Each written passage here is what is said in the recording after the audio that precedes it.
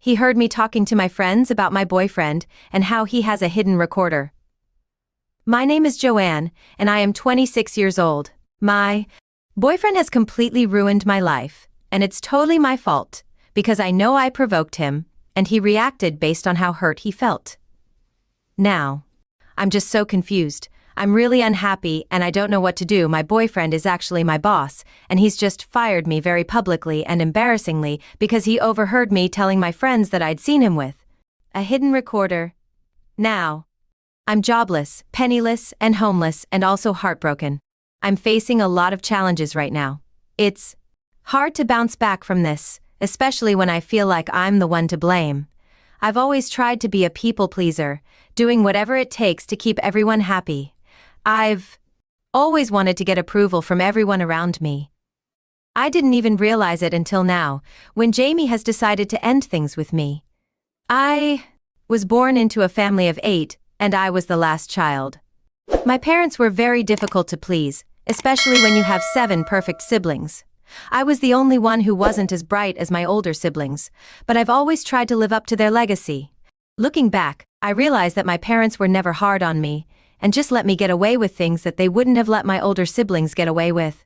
I didn't have that with my older siblings, but because I was too caught up in trying to be as perfect as they were, I automatically believed that that was their standard for me. When I got into high school, I started to copy other people I saw and wanted to be like. I would start to dress exactly like them and learn their style of talking and walking. I tried to copy everything about them, from their style of talking and walking to their mannerisms. The first person I tried to copy was my older sister Annie. She was a straight-A student and everyone admired her because she was so cool. I wanted that for myself. I wanted to be loved and admired by people, so I started to behave exactly as she did. I even started studying really hard so I could get perfect grades like she did. That proved difficult though, and I eventually stopped. The next person I tried to copy was my friend June. June noticed me trying to copy everything she did and she was really upset. She called me a pervert. Since then, when I went to college, I tried to tone down my copycat nature. I made new friends who were considered the big girls and started living a lie, trying to keep up with them. Coral and Jenny were the only 2 friends I made in college. They each had very rich parents, so they were very spoiled and spent money. I told them I had very rich parents and that my parents didn't live in the country, and that I saw them only once in a while. They believed my story and hung out with me all the time. My first boyfriend was Sam. We'd been friends in high school, and I had a massive crush on him. I had a crush on him in high school, but he was dating June, who had called me a pervert. We met again at college and started talking. Sam was a very kind and gentle person, and I liked him a lot. When he asked me to be his girlfriend, I said yes without hesitation. We started dating. Our relationship was going well, and I began to relax because with Sam, I didn't have to pretend to be someone I wasn't. I started spending less time with Coral and Jenny, and when they eventually noticed, they asked for an introduction to my boyfriend.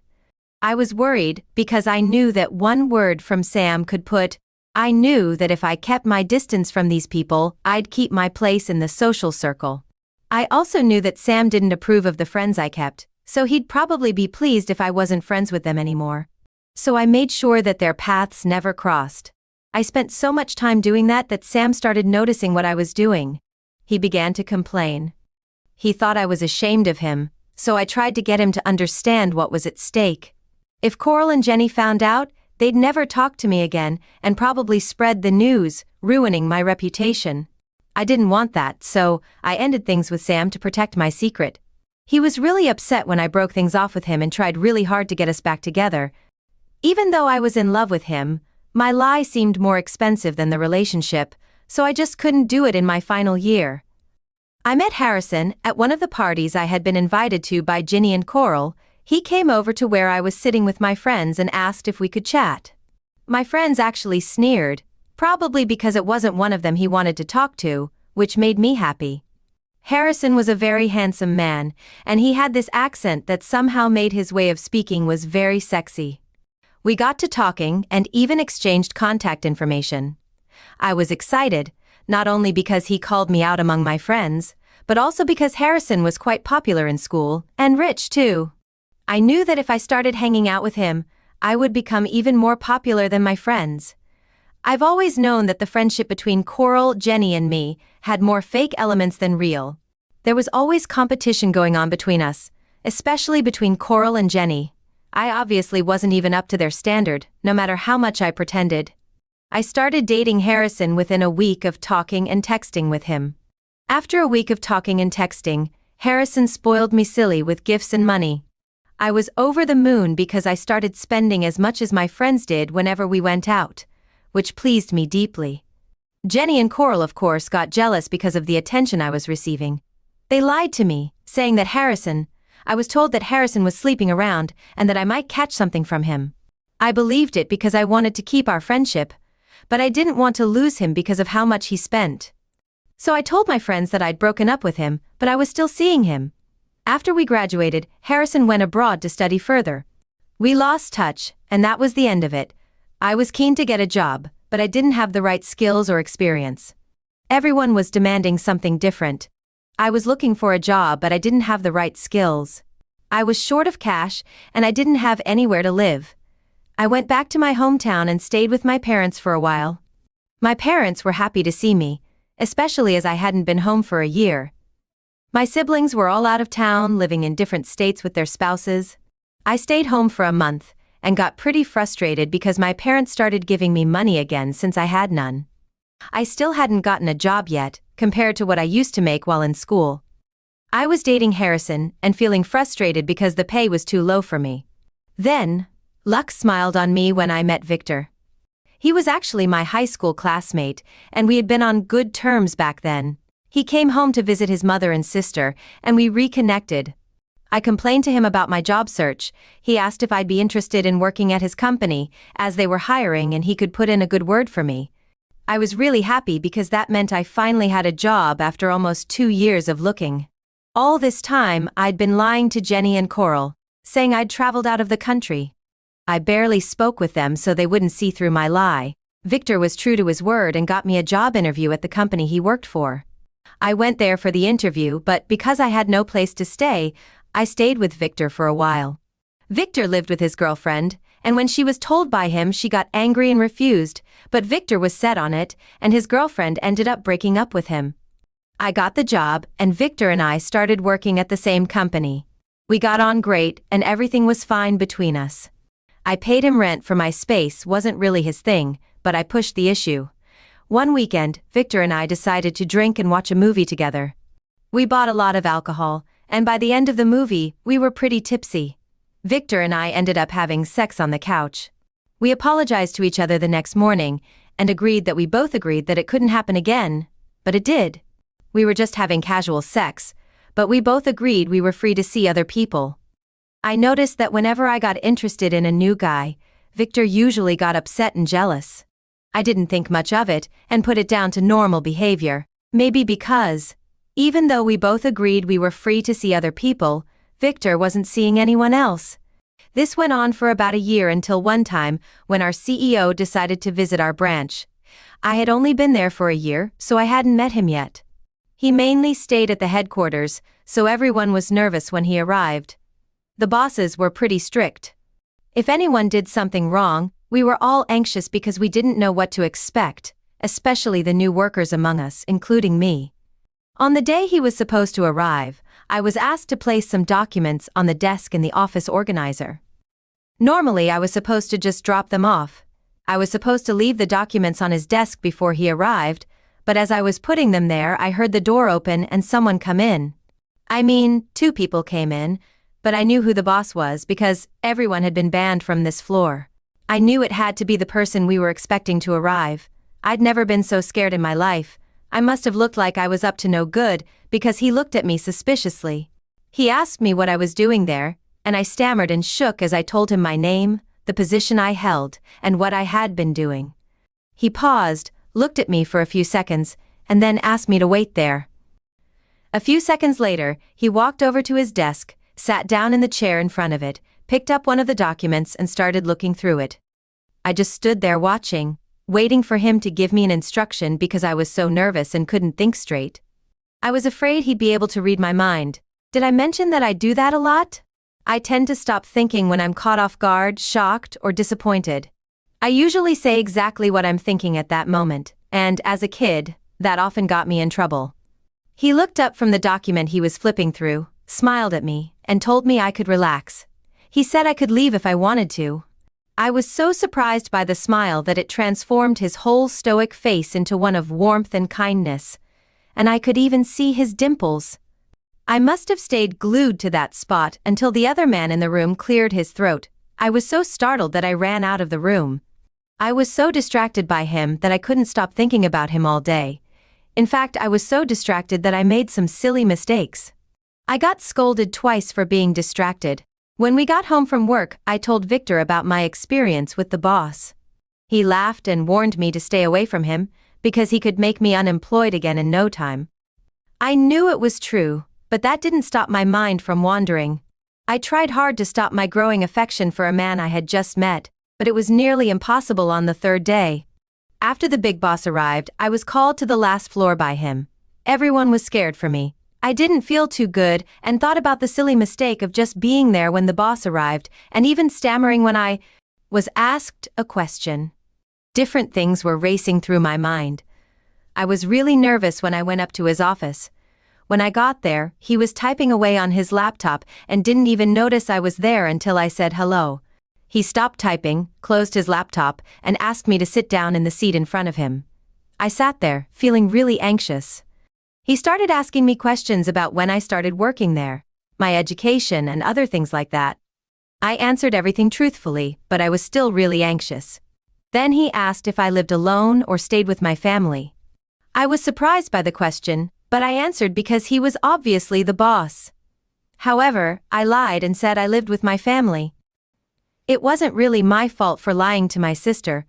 I couldn't just tell her that Victor and I lived together, so I had to lie. He introduced himself as George and asked me to call him George instead of addressing him as Sir. I was a bit nervous, but I agreed, wondering what was going on. Then he invited me to have dinner with him the next day. I was shocked, but I agreed to the dinner date because inside I was really happy. When I got back to school, I tried to act like nothing had happened. He asked me to have dinner with him the next day. I was surprised, but I agreed to the dinner date because I was really happy inside. When I went back to school, I tried to look calm and collected.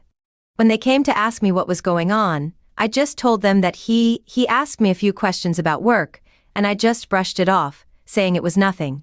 I even refused to tell Victor anything about it, other than what I told everyone else the next day. I lied to Victor, telling him I was invited to a party at a friend's place so that he wouldn't ask where I was going. That evening was one of my best nights. I had a great time, especially because I was treated like royalty at the restaurant. Obviously, it was because of my wealthy date.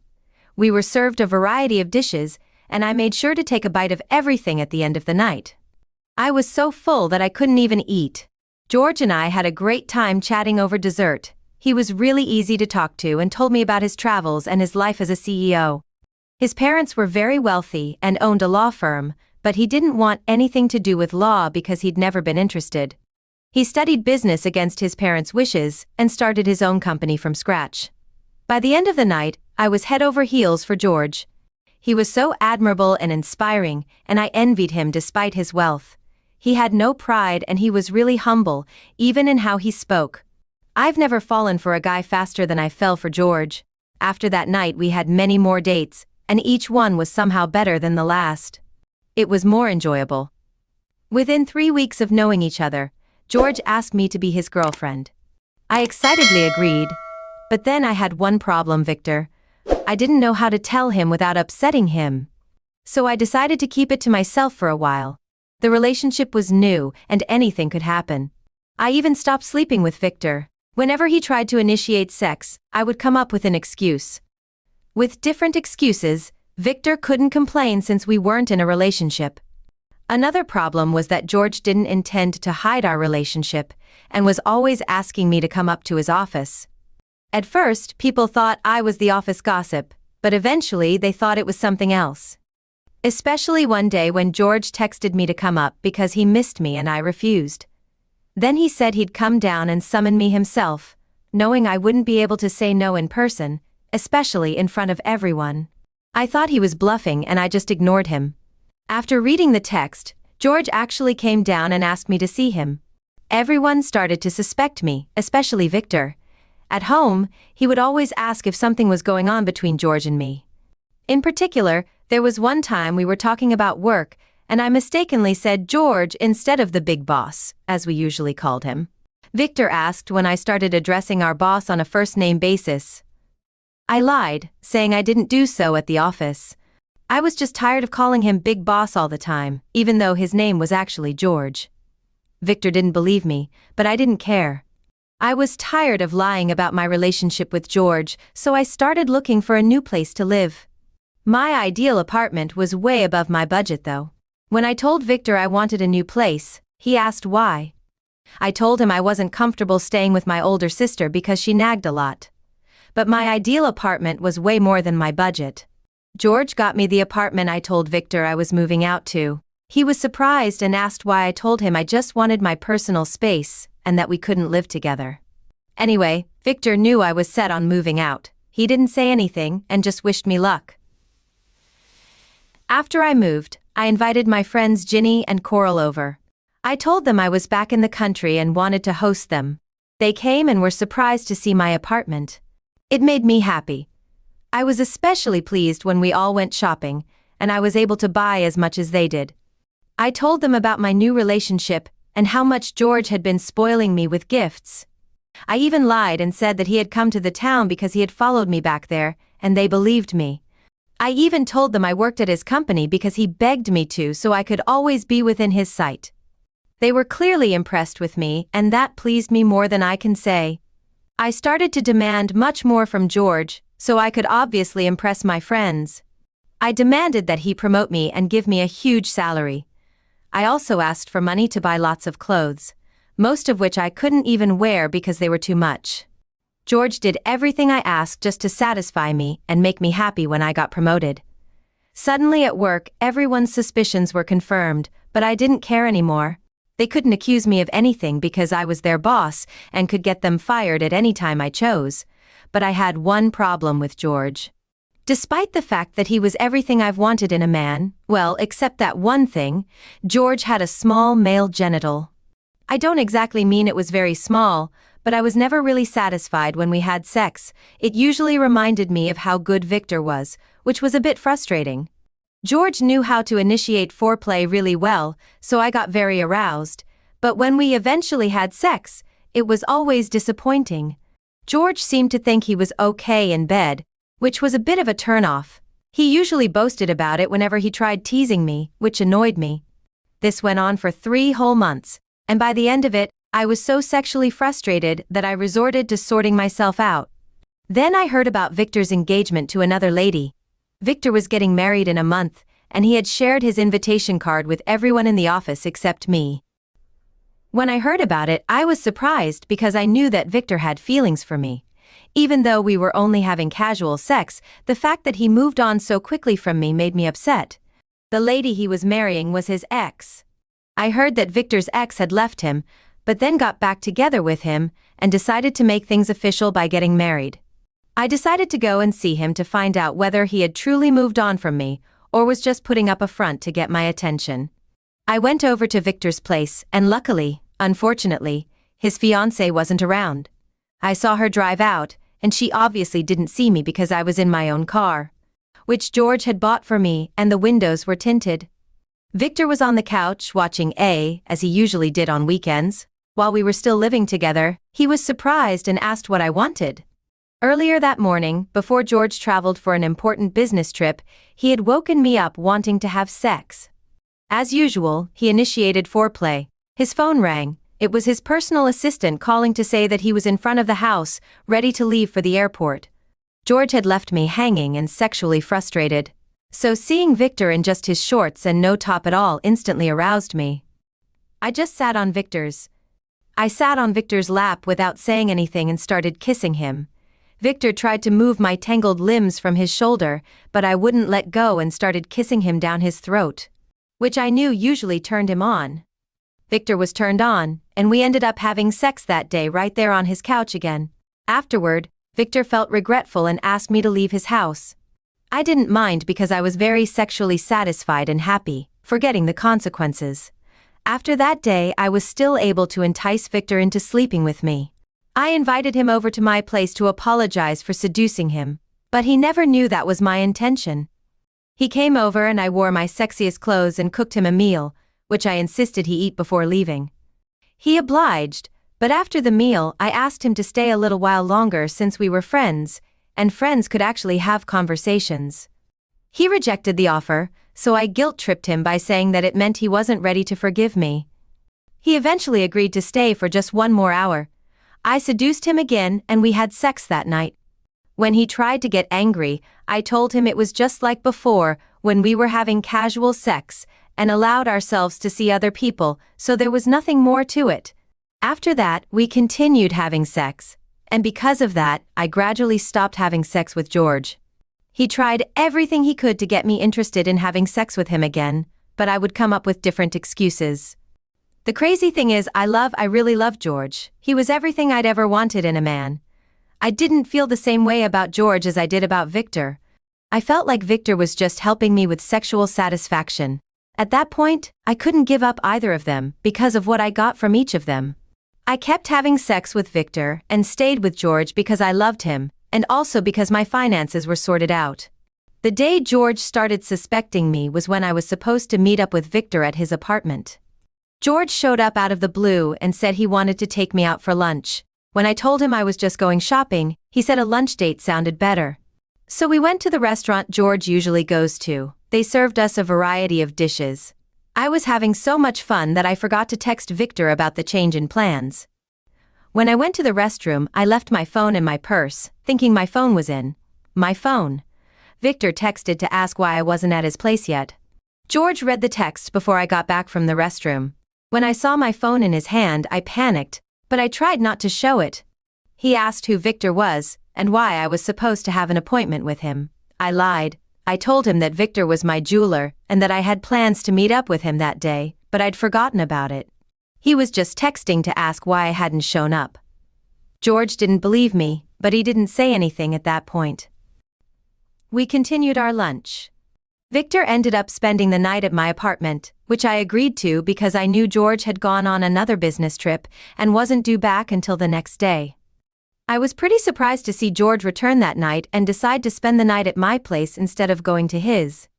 I asked Victor to hide in my closet. When George saw his shoes outside my house, he asked why there were male shoes outside my apartment. I told him the man who came to fix the AC had removed them when he came in, and that the guy was wearing slippers. George didn't ask any further questions because he received a business call and had to leave. This allowed Victor to leave and go back to his home that day. The final straw was when he attached a recorder to the inside of my bag when I went over to his place to sleep over. I hadn't even known because the bag was my favorite, and I took out more than the others. I decided to go over to Ginny and Coral's place because we'd arranged to meet up with the girls, and I went straight from George's place because some of my clothes were there. We started chatting about our relationships, and when it was my turn to speak, I started teasing George about his small genitals and how quickly he came. I was only saying that so they'd think George was the one clinging to me and that I was the dominant one in the relationship. I didn't actually know that George had been listening in on me telling my friends about my affair because I couldn't handle his lack of sexual prowess when I left my friend's place after spending more than half the day there. I went back to my apartment, but it had been locked up with another lock. I was annoyed and decided to spend the night at George's place. When I got there, George just looked at me and pressed a button on the remote in his hand. The screen opened to reveal my house and every inch of it. He then pressed another button, and the video of me having sex with Victor was on display. I was so shocked I noticed there were CCTV cameras inside my house, but George was obviously not finished. He pressed a tiny remote in his other hand, and my voice came on mocking him about his size to Jenny and Coral. I was stunned and didn't know what to say. George told me he was the one who locked up my apartment, and he wanted me gone from his house and anywhere around him. In fact, he even fired me from work very publicly when I tried going in, thinking he hadn't said anything about that. He also fired Victor, and his fiancée found out about the two of us. Now I'm unemployed and my fiancé has now cancelled our wedding. I'm at a loss as to what to do. I still love George and I regret what I did. I want our relationship back. If anyone has any advice that could help me out of this situation, I would be forever grateful. Please update. I'm back because I'm feeling disheartened by everything that has been happening to me. I came to this app hoping I might get one useful tip on how to win George over again. I was prepared for the insults, but I didn't expect that not one person would acknowledge how regretful I am or offer advice on a positive step to take next. I'm reflecting on everything while sitting once more in the room I was given by my parents back in our hometown, as I had nowhere else to go. I realized how foolish I was and how I ruined everything for myself. George had been the ideal partner for me, and I ruined everything between us. Now I'm stuck here with so many regrets. I just cannot forgive myself for what I did, and it hurts so badly. Enough. My parents ask me why I'm sad and why they hear my cries every night, and I can't even tell them because I feel so ashamed of what I did. I know my parents disapprove of cheating a lot, and I can't bear for them to look at me the way George did. The final straw was that I was left alone with my emotions, with no one to tell my story to. I knew I was the cause of everything that had happened, and I felt so disgusted with myself. I just wanted to belong and become someone I wasn't, to be able to compete successfully with my so-called friends. I lied throughout my relationship and now I've lost everything. I'm 100% sure they don't even think I exist because they've ignored every one of my calls after hearing what happened. I wish I hadn't been so desperate and stupid as to lose the man I love. George wouldn't even hear me out, he blocked me. I've been blocked on every possible means of contact, and I know I deserve it, but it doesn't stop the pain from being this unbearable. I know you all think I deserve everything that's coming to me, and I believe it too. Victor doesn't even want to see me, and I've been avoiding going anywhere near his parents' part of town. I'm worried that he might have told them already. If they saw me and said anything, the news would spread quickly. My parents would also hear, which means I wouldn't even be able to hide my shame anymore. I wish I had predicted this end and actually done things differently, so I wouldn't have ended up with literally nothing. I've got no money, no achievements, no friends, and worst of all, there's no more George in my life. This is my last post here, and I just wanted to say that I'm grateful I was able to tell my story and maybe help some girls who are as greedy as I was so they never make the same mistakes I did.